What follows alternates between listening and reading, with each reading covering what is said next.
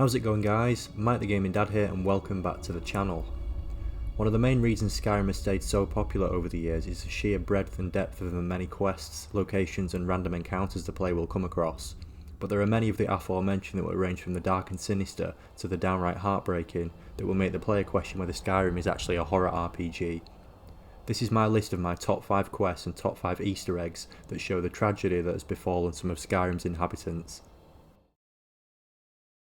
Coming up first on my list is one of the new quests in the Anniversary Edition, A Soul Divided, and this starts when the player enters the Ratway for the first time and finds this note stabbed against a door, which talks of citizens going into the Ratways, disappearances and rumours of ghosts and phantoms haunting the sewers. The guards obviously want to quash these rumours, so obviously we're investigating it right. Within the Ratway you'll find a ghost of a lady. Follow her into the Guardian Vault.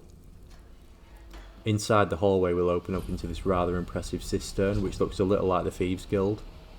The player isn't able to reach the sword in the middle however, as it's protected by a secret barrier.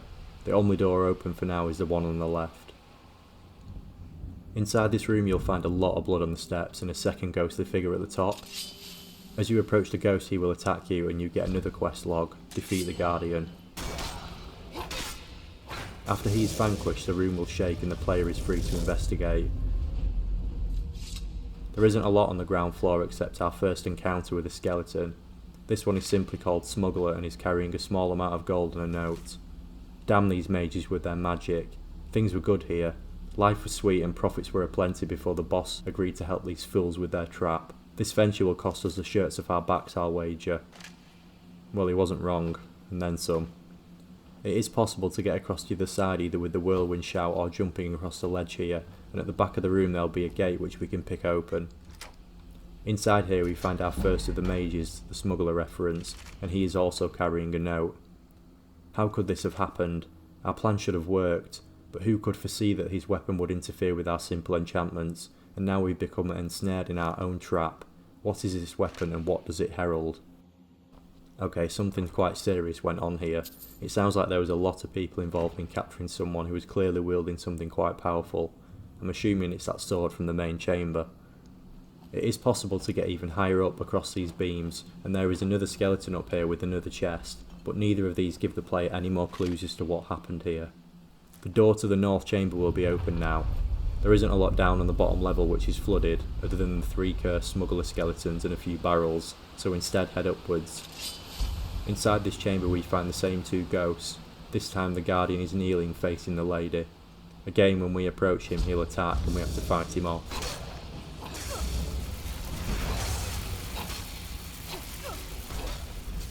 After beating him for a second time we find the first clues of the true cruelty of this warrior.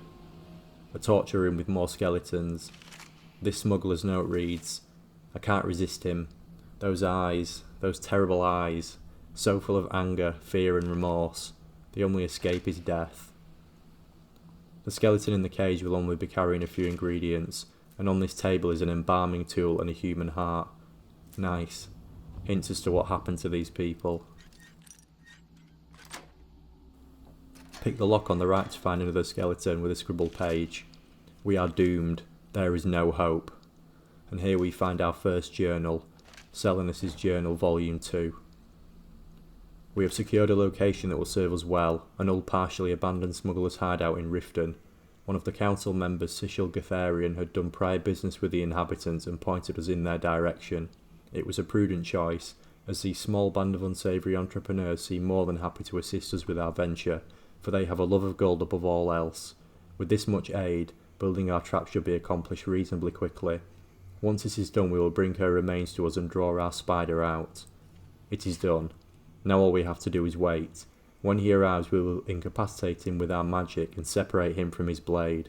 We will then channel his life force and mana into our constructed device, which will use his own energy to shield the weapon from him. In essence he will become bound to it, for whilst he lives, the shield will hold. Hopefully this plan will work and avoid bloodshed, for given what we know of him, we do not wish his death. Perhaps there is even hope that, without his blade, we can rehabilitate him, for despite his crimes, I do pity the poor soul. On the opposite side are a few more skeletons and a gated room with a skeleton that will attack, called Veric Tilwald. On the table there is a note he wrote before his death which reads, "I met a Sicil Gatharian on a Maundus outside the docks in the rain. Should have taken it as a sign. We'd done business before, she and I, smuggling black soul gems, corpses, the kind of dark and dishonest things that would make grown men sleep in pairs. But this was different. This was big. The sword she gave me was like nothing I'd ever seen, teeth like a slaughterfish and a blood-red gem in the centre. I said it must have been one of a kind, and that's when she smiled and told me there was another. My job was to swap them." We sealed the venture with a coin, of which more was promised later. The mage told me I'd be contacted in a week. A group of her associates would pay us to use the hideout to kill some captain, after which I'd make the switch. She told me to keep this a secret from the mages, which made me pause, but the details didn't matter much to me. All I wanted to know was the number on the ledger. It was enough. Months later, and the deal has turned rotten. The mages underestimated their own magic, and we our greed, and now we're paying for the price for our stupidity. Some tried to fight their way out, but the bastard won't die. I'm beginning to think that he can't. On top of that, every man he's felled has risen to fight beside him, making him that much harder to kill. I guess I have no one to blame but myself. I should have trusted my gut from the start. Mage jobs always have a bad stink on them, but this one smelled especially foul. But I wanted that gold so bad that I convinced myself and the men it was moon sugar. The funny thing is, I don't even have bloodthirst anymore. I lost it at the pits at Faldar's too, thinking I could just kill the mages and Gatharian once I got my hands on the other one. But when the spell went bad, the guild sealed the captain in these chambers and us along with him. Now all I have is a festering wound, an empty stomach, and the mage's coin to show for it. Chances are the coin is probably the only thing that will ever make it out of here, but oh, could it tell you a story? Because this coin has bought a lot of lives, it sold a lot of dreams, and it spilled a lot of blood. I know now the coin is cursed, yet for some reason I can't let it go. Wow. So this was quite a deal and it went very, very wrong. Horrifying to be trapped down here, knowing your fate is sealed. The third and final chamber gives clues as to the battle that went on down here. I mean, look at all these skeletons. How many's even in here? There must be at least 10 bodies. I count in total, I think it's 11. Were they guarding this coffin when they were all killed? On the coffin we find Selenus Journal number 1. Our guild has been commissioned to capture and restrain a renegade blades captain. Many tall tales have been spoken of his cruelty and malice, some even claiming he is part serpent. In addition to bearing the arms of his former employers, it is said that he wields an Akaviri weapon of dark magic. The combination makes him quite formidable. Thankfully the guild has great experience in dealing with such things and we will win the day. We encountered our foe, but all did not go as planned and he escaped us, for he was more powerful than we had imagined, and many lives were lost as a result of our misjudgment. However, I am convinced that his dreadful blade is the source of his power, as I have witnessed firsthand the dark magic it yields, for the blade drinks both life force and mana from any that befall it. We must think of a way to separate our foe from the source of his power. We have devised a means to separate our foe from his blade, and we must now set a trap to lure him to us.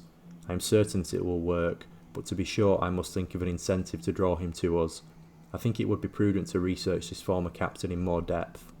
Upon reading what I have regarding our captain, my heart almost feels pity for him. It would seem that his madness and malice stem from the loss of his wife. The records reveal that it was after this tragic event that the darkness of the soul overcame him. However, pity will not save lives, he must be stopped in all event. Therefore I have decided to require the remains of his loved one, in the hope that this will draw him to us. We don't have any time to ponder this as the skeletons begin waking up and attacking. Not only this, but all the gates around the sides open and more keep flooding out. These must be the fallen ones Varric spoke about.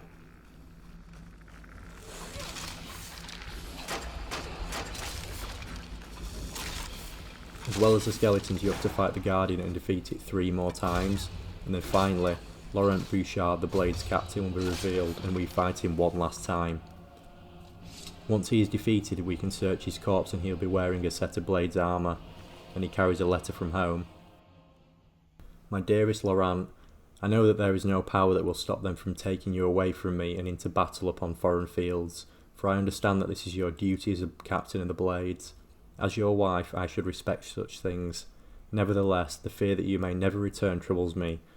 Know that I think of you always. We are bound together in this life and the next. Your beloved Emma. I could see what the mages meant when they said they pitied him. The magic seal is now broken, and on the floor next to the sword will be the final journal. What was done cannot be undone. We did what we set out to do and our commission was fulfilled, but at such a horrid cost for all of us. Together we endeavoured to lay a trap here, with the aid of the inhabitant smugglers, and ensnare him. Knowing something of his past, we brought the remains of his dear departed wife, hoping that this alone would lure him into our grasp. Our plan worked, but something went horribly wrong. Perhaps it was a mishap with our magic, or the deeper magic of the weapon he wielded. I know not which with any certainty. All I know is that for some reason our enchantment caused his being to divide, and we suddenly found ourselves caught in a battle with three, when there had once been one. But with great effort we managed to separate and contain these divisions within the chambers of this vault, but this was a small victory, if any at all, for I have yet to determine the true cost of it. I know not how many of my guild survived the deed, for I cannot break the seals to these doors without undoing all that we had achieved. All I can do now is await their return and pray. There is at least some comfort in knowing that our foe can no longer wield his blade, for he and the magical shield are one. He is bound to it. He is now both its prisoner and its guardian. Alas, our casualties were too high, for although we have trapped him here in this vault, it is clear now to me that only I and one other may live to tell this tale. However, there is no time to grieve the loss of our guild, for we must seal this place shut and report to the council at once.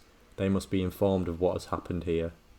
My colleague is severely wounded, but hopefully he has strength yet to assist me, for we must not fail. Wow, so the mages and smugglers were sealed in here with him. What a horrible end. The quest now ends and you can claim his blade, Dawnfang, or Dustfang at night.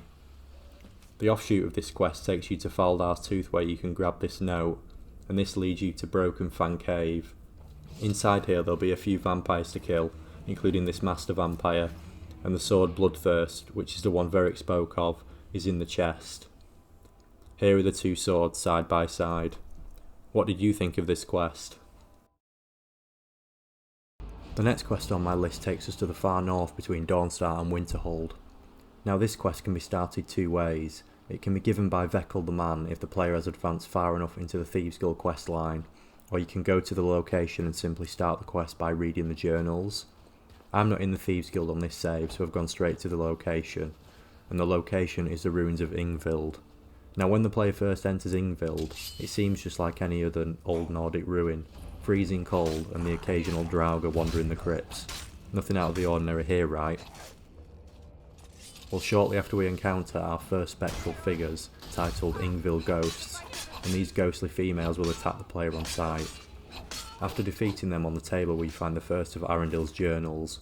Day 1. It seems the cretins of Dawnstar are not quite foolish enough as I had surmised. They found my experimentations and needless to say were not pleased with what they saw.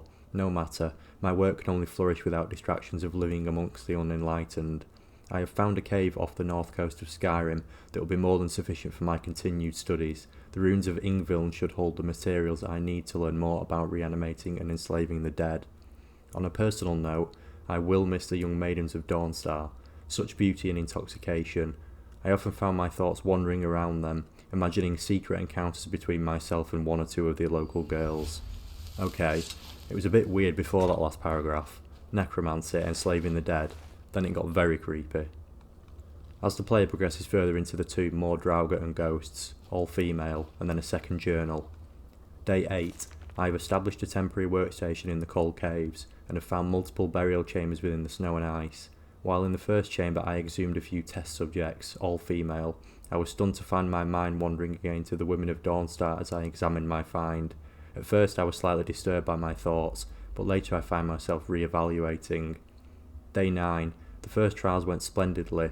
Each subject was reanimated in a state of total complacency, bending to my every task and whim. I have ordered a few of my servants to guard the island, while the rest will act as my personal entourage, standing by me at all times, standing watch over me while I sleep. I'm not sure I like where this is going. Journal 3, Day 21. An intriguing development. Tonight my guards have brought me a trespasser they found near the cave. At first I was understandably upset. Not only was I disturbed during one of my few moments alone with my favourite servant, but I recognised the trespasser as a milkmaid from Dawnstar. She remembered me as well and made bold claims that I had been lurking near her at all hours. What lies! True, I'd taken notice of her on occasion, but she was nowhere near the most noticeable of maidens in town. Her continued accusations, coupled with my fear of more uninvited guests, led me to conclude that she could never return to Dawnstar. My servants were quick to carry out my sentencing. Her body is here next to me as I write this. Funny, her eyes are still so full of life. Perhaps I will try a new experiment tonight with fresher materials. So aside from being a creep and a predator, a bit of necrophilia thrown in as well. Okay. At the end of the crypt we find the throne room where Arundel is lurking, and what will surely be one of your most satisfying kills. After he's dead you can loot his body to retrieve his key, plus his necromancer robes and a few other bits. And in the room to the left of the throne we find his bedroom, and one of the ghosts in bed. Nope. On the table in front of the bed will be the last of the journals which explains the ghosts. Day 28. The new experiment has proven a success. The milkmaid, whose name still escapes me, was revived as the others, bowing to my commands, with only one interesting development. She is reformed incorporeally, more phantasm than reanimated dead. As her glowing visage stood before me, I found my hand reaching out to touch her. As my fingers passed through her, I felt a sensation unlike any other, as if her essence were invigorating my very soul, connecting with me on a level no woman of flesh and blood could do. This discovery is life-changing. Day 35. I have ordered my older servants to go out and find any more subjects that may have become lost. With the discovery of the inner sanctum deeper still within Ingvild, I should have sufficient room to store many new materials until I can transform men into willing slaves. I look back on my daydreams whilst living in Dawnstar and wonder if they were in fact portents of times to come. A shame we didn't arrive 35 days sooner. What a wrong 'un. As we exit the cave we find the sad evidence of the subjects he sent the Draugr out to find. The bodies of 3 women who were probably the ghosts we encountered on the way. What a creepy quest this is. I do like this quest though. I like how it builds, revealing little parts of the story through his journals as you progress through the dungeon.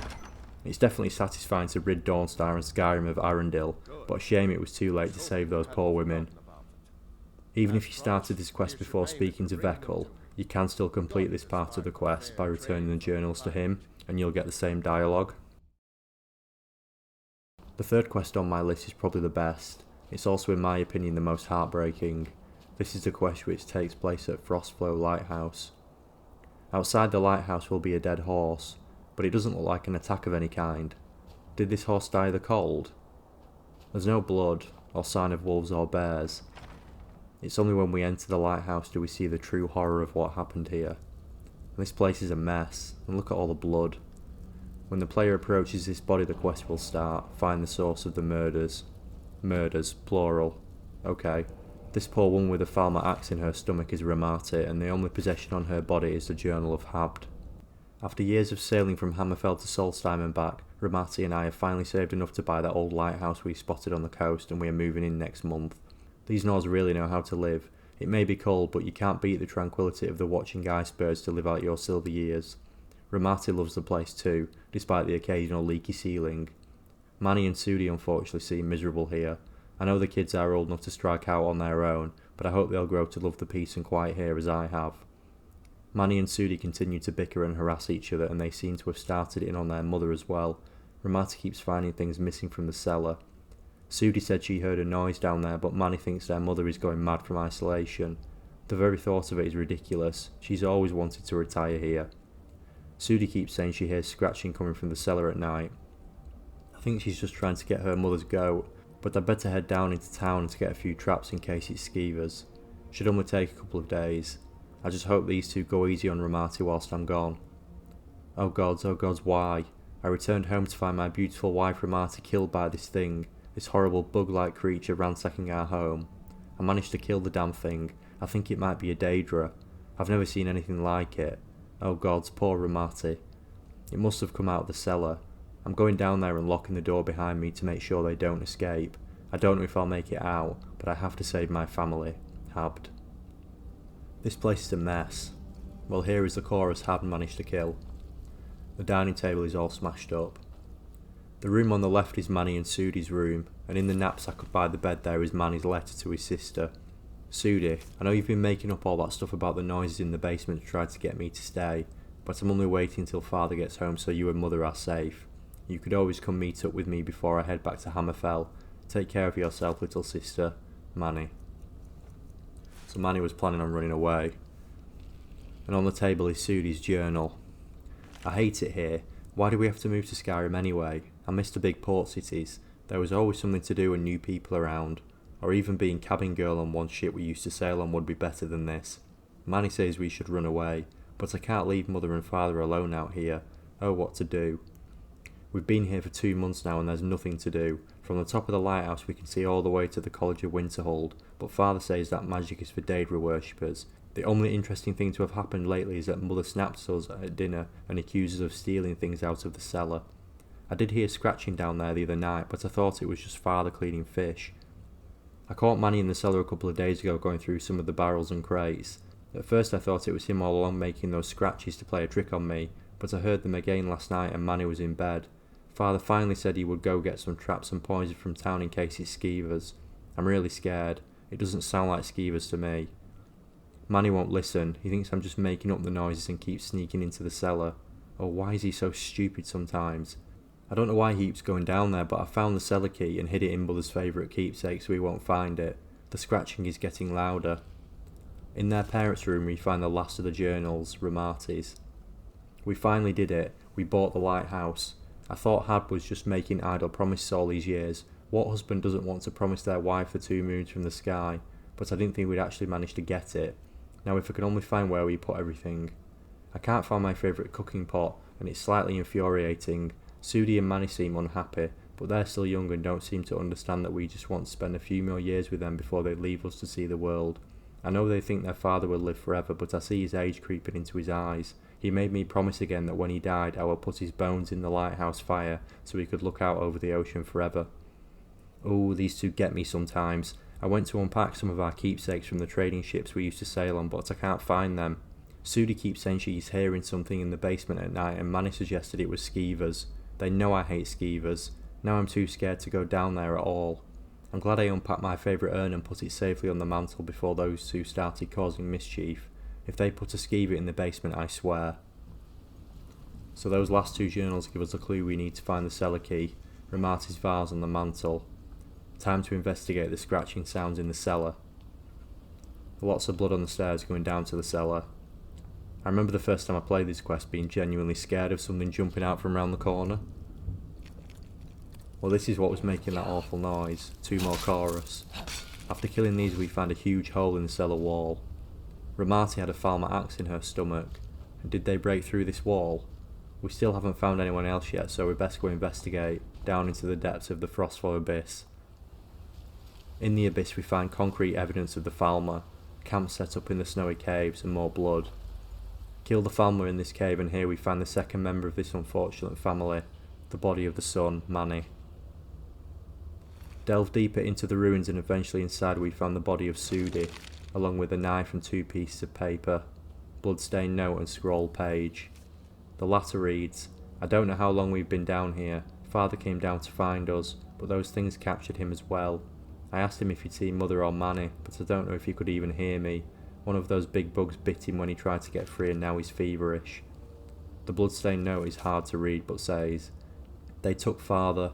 There had been some others they brought down but they'd led them off and all we heard were the screams and now Father is gone too. Oh gods, why didn't I listen to Manny? Father's fever was getting worse and kept mumbling about Daedra. I don't know where he was hiding it, but I think I know why he left me this dagger. Tragic. So Sudi took her own life down here. Pushing further into the abyss and killing more and more Falmer, we eventually drop down into a pit where the Falmer must be breeding the chorus. I mean, look at this place. It looks like it's come from an alien film. Stuff of nightmares. After wading through the pits we eventually come across this, a gigantic chorus reaper that will dwarf the player. So prepare yourself and take this horrific beast down.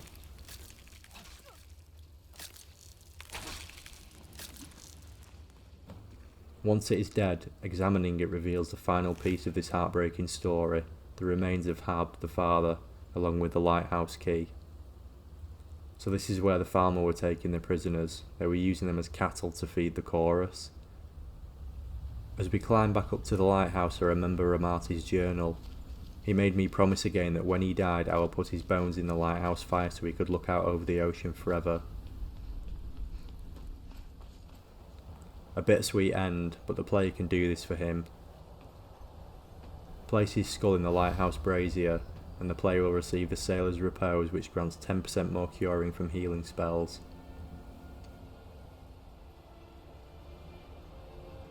What do you think? Is this the saddest quest in Skyrim? The fourth quest on my list takes place in the quiet swamp town of Morthal and is to do with the ruined house. To start this quest, head inside the Moorside Inn and speak to the innkeeper, Jonna. Ask her about the burned down Hrogar's house? It burned down not too long ago. It's a real pity about his wife and kid. The screams woke half the town. Most folk won't go near it now for fear it's cursed. Hrogar claims it was a hearth fire. Some folks say Hrogar started it himself. That's what they say. See, he's living with Alva now. That started the day after the fire. It ain't right moving in with a new love the day after your kin die like that. Aye, our Jarl would sure like to know if he did, though. Might even pay to find out. What a grim story. Finishing this dialogue starts the quest laid to rest, and now we need to talk to the Jarl. Hrogar's house fire? Well, he lost his wife and daughter in the blaze. My people believe it to be cursed now. Who am I to gainsay them? Hrogar blames his wife for spilling bear fat in the fire. Many folk think he set the fire himself. Lust can make a man do the unthinkable. The ashes were still warm when he pledged himself to Alva.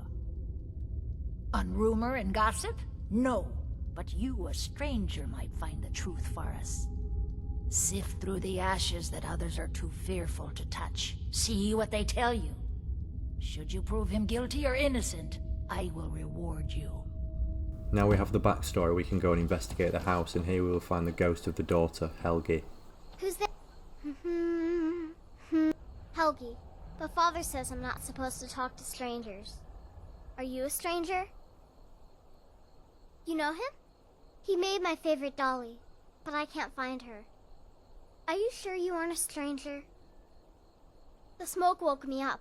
I was hot and I was scared, so I hid. Then it got cold and dark. I'm not scared anymore, but I'm lonely. Will you play with me?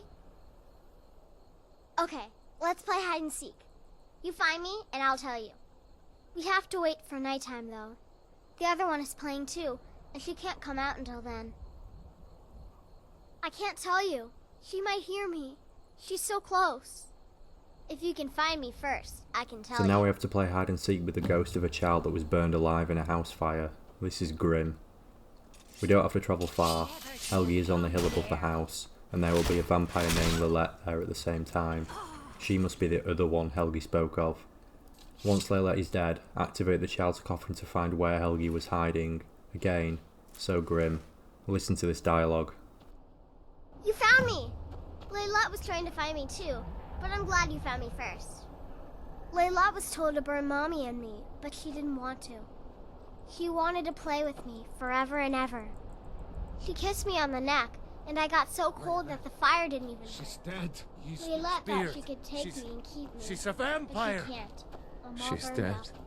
I'm Layla tired. is I'm dead. gonna sleep for a while now. So Lilette was told to burn the wife and child, but wanted to keep Helgi as her own, so tried to turn her into vampire at the last second, but failed and Helgi died anyway. At the same time, Lilette's husband Thonmir arrives, and we now learn more about this woman Alva that Hrogar moved in with immediately after. Began to spend a lot of time with Alva. Yet just a week before, she despised her. In fact, the night she disappeared, she was supposed to meet Alva. Alva told me later that she never showed up. I never got to tell her goodbye. You think Alva? But that means... Ye gods! You think Alva is a vampire? No, you're wrong. You must be wrong. Leylette may have met her fate out in the marsh. I refuse to believe Alva had anything to do with this. There is no way you can prove it to the Jarl. I hope Alva is not what you think. Only one way to find out. Break into Alva's house and head into the basement to find a coffin and her journal which proves she is a vampire. My life is dreary. Where is my prince to come rescue me? Where is my bold-gnawed warrior to sweep me off my feet? I met a man today when picking night flowers. He is exciting and exotic. We kissed in the moonlight. It was so romantic. I'm going to see him again tonight. Now I understand the true colours of the night. Movarth has shown me the true black of night and the true red of blood. He has promised me a feast of blood if I do his bidding in Morthal. Hrogar was easy to seduce. Movarth said I should find a protector first, someone to watch over my coffin during the day. Hrogar is perfect. Leylette came to visit me tonight. She slaked my thirst. I've hidden her away to let her rise as my handmaiden. I've spread the rumour in town that she left to join the war. Fools.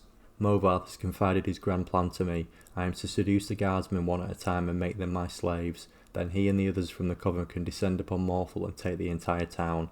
We won't kill them. They'll become cattle for our thirst. An endless supply of blood and an entire town to protect us from the sun. Hrogar's family is becoming inconvenient. I've told Leylette to kill them all, but make it look like an accident. Hrogar must be seen as innocent if he is going to be my protector. That little fool. Leylette burned Hrogar's family alive. I asked for an accident and she gave me a scandal.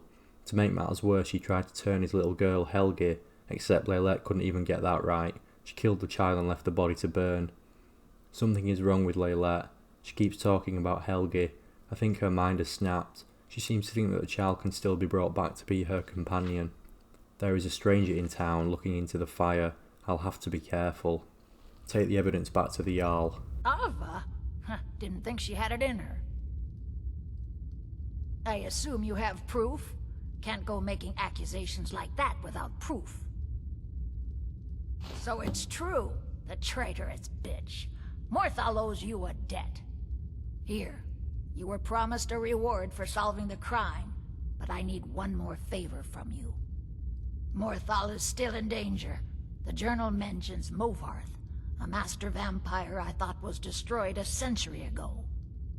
I'll gather together some able-bodied warriors to clean out Movarth's lair. They'll be waiting outside for you to lead them. And now we are going to the lair of the master vampire behind all this, Movarth. His lair isn't too long and only contains a few spiders and vampire thralls. Kill this one in the chair, and there is another one in this pit.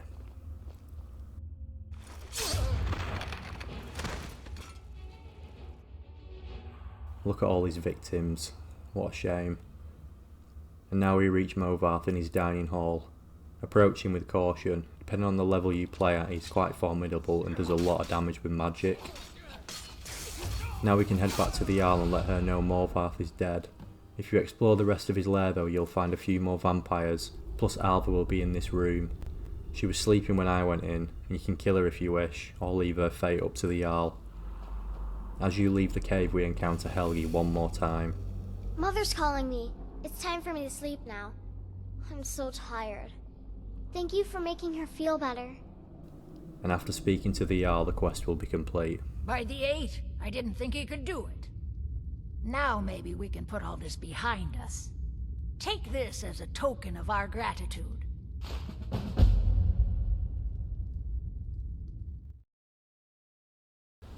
The last quest on my list takes us to Markarth, and whilst the previous 4 quests focus on the Dragonborn uncovering tragedies, this one puts the player right at the centre of the decision making. This is one of the Daedric quests. In truth, more of the Daedric quests could make it into this list. I could do an entire video on those, but I wanted to pick just one and focus on some of the others. This quest is a taste of death, and he started by speaking to Brother Verilus. I can't talk about it. Rest assured, the Jarl hears everyone's concerns. You will be able to visit the dead again soon. Alright. I was going to suggest the Jarl hire someone to sort this mess out anyway. We've discovered that some of the dead have been eaten. Flesh has been chewed off. Bones were snapped to get at the marrow inside. We haven't caught anyone or anything yet. It's like it knows when I'm there. If you can get to the bottom of this... The quest name does give this one away, but still, hearing about the dead being eaten did make me think twice about going in and having a look around. Enter the Hall of the Dead and find Iola the culprit, who with a very clever piece of reverse psychology turns the attention to you and wants your help to try and clear the Draugr out of Reachcliff Cave. You can then tell Brother Verulus that the hall is safe again now. Preserve you. You're a hero. We'll reopen the hall right away. You won't have far to travel to Reachcliff Cave. It's just here on the map. Iola will be waiting for you at the location, and you can either ask for her help or do it alone. After clearing out the caves, you'll eventually reach the sanctuary. Clear out the level Draugr in here as well.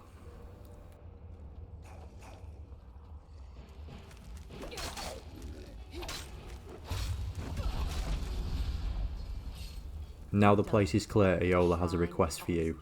A feast, and I have to bring the meal. A grand feast to welcome you to Namira's coven. You will have the honor of bringing a fresh kill for the main course, and I know the perfect person. A priest filled with the taste of an easy life, Brother Verulus from Markarth. Give him this gold. Tell him you need Arcae's help exploring an old cavern for treasure. A priest as well. This game does have it in for Skyrim's priests. Give the gold to Verulus, who will agree to follow you to Reachcliff Cave, and once here he falls under Aeola's spell and walks willingly to the altar. You're my friend. Yes, I'm your friend, and I've invited you to dinner. Around the table again. I've been invited to dinner. Iola's a fine So host. hungry. She really keeps the faithful Why don't you together. lay down and rest I'm just glad while we we had get the this now. meal ready? I was almost getting ready. I need to lay down. And blame I'll it just on be the a minute. Forsworn. Come with me. Our feast is about to begin. The meal is on Namira's table. Go ahead, carve. Now the player is tasked with killing the priest, and yet, you guessed it, He looks so take the first sweet. bite. Go ahead, have the first bite.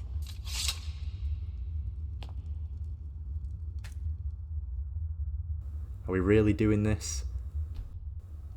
Namira will now speak to you. Mortal, I am Namira, the Lady of Decay. Your consumption of the blood and bile of Arcae's own is pleasing to me. I give you my ring. Wear it, and when you feast on the flesh of the dead, I will grant you my power.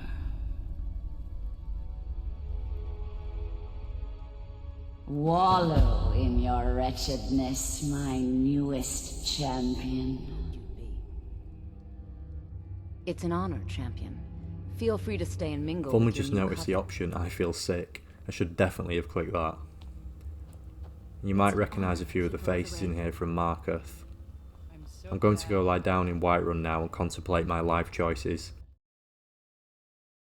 That's the quest done, and now for the 5 Easter eggs. The first one is located here on the map, just north of Old Hroldan. The very first time the player comes to this location, they will find this campsite. Oh no, this doesn't look good. Everyone is dead. Before we can examine what happened here, the culprit will be close. It changes depending on your level, and for me it was a cave bear. Once the bear is dead, we can work out what happened here. This is Talva, and he isn't carrying anything that gives us any clues. And this lady is simply called Breton in-game, and also doesn't have anything of interest. But on the stone next to her is a journal. We now know her name was Karan. Oh Talva, dear sweet Talva, I can't stop thinking about him. Since that first moment I laid eyes on him in the marketplace, my heart was lost, but father would never allow me to marry a commoner, much less a poor Dunmer miner. Mara, what to do? Another letter from Talva, the 3rd this week. He says he can't live without me, that he'd rather die than lose me to another. Oh, I feel the same way. I can't abide this any longer. Father is sure to find out eventually. The maids are all aflutter over my secret love. Something will slip. Talbot and I must be long gone by then, or father will have all the Reach up in arms against him. I've convinced father to take me on his next trip out east. When we reach the inn at Old Hroldan, I'll slip out at night and meet Talbot in the hills above Soljuns. Talbot says he's been saving his wages for the last few months, stowing them away in the old stump up there. With that we should be able to buy passage to Riften and our freedom. Oh love, I can't wait another hour. In the tree trunk where the bear was, we found Talbot's things. Here is the gold he had been saving plus his belongings.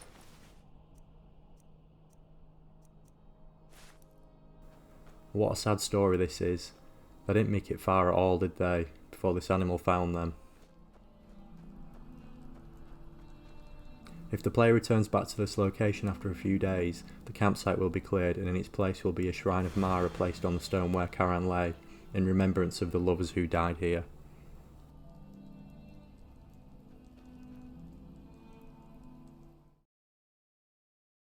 Southeast of the College of Winterhold, on the shore of the Sea of Ghosts, there is a path that will lead back towards Winterhold. At the base of the path are two skeletons. One has their leg in a bear trap while the second looks like they are attempting to help them out, maybe administer aid, or maybe they just stayed with their friend whilst they passed away. This person must have been an alchemist due to the satchel. It contains the book Manimarco, King of Worms, which makes me think that they were maybe necromancers. There are no other clues to this scene though. What a tragic end for these two.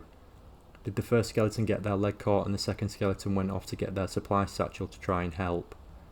The fact the friend stayed long enough to also perish from the cold means their bond must have been very strong. I wonder who these two were, and did they have a camp nearby? Not far from this location, west of Winterhold, we found Trius Camp on a small island. There isn't a lot on the island other than a makeshift campsite, a barrel and a bedroll occupied by a skeleton, assuming this is Trius. On the barrel is a note. Shelley, your ship should have arrived weeks ago and I fear the worst has happened.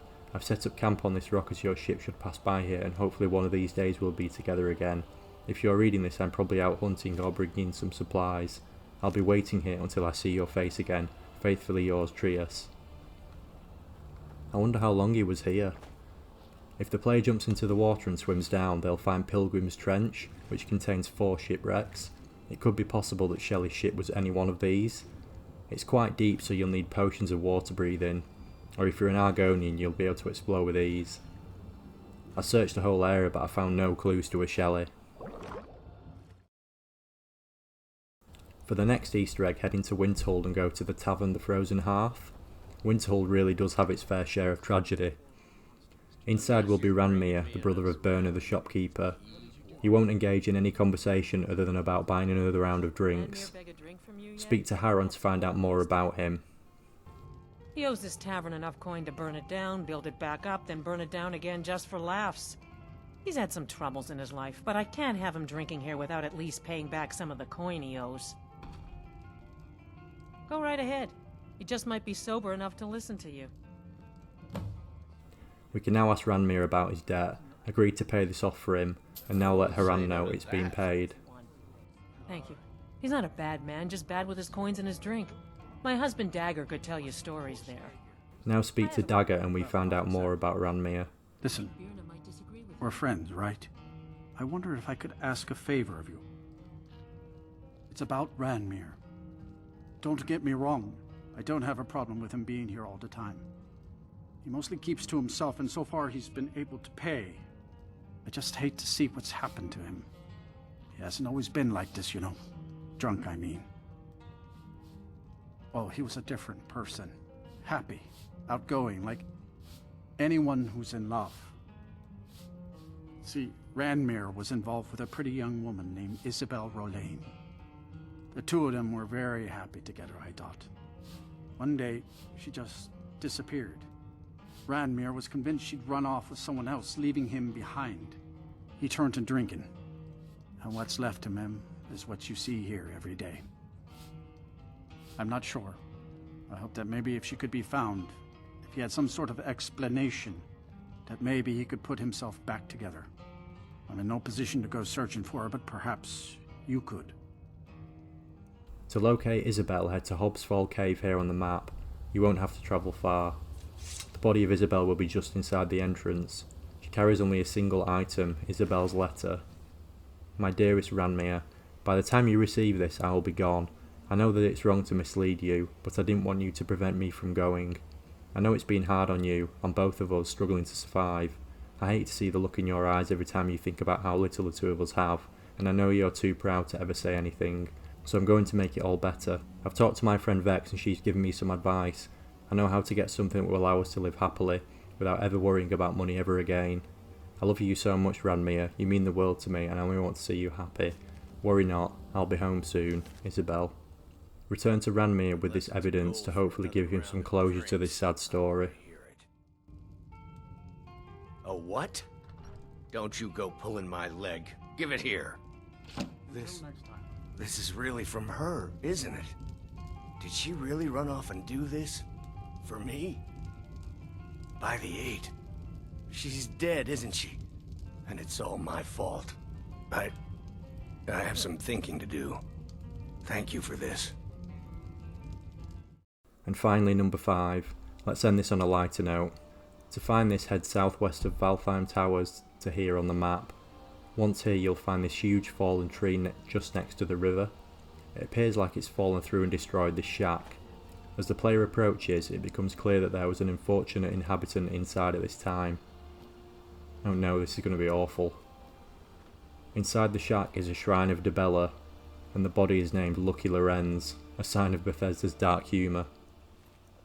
He has a large inventory. The most interesting thing is treasure map 9. Next to him we found the book, The Lusty Argonian Maid V1. Certainly not, kind sir, I am here but to clean your chambers. Is that all you have come here for, little one? My chambers? I have no idea what it is you imply, master. I am but a poor Argonian maid.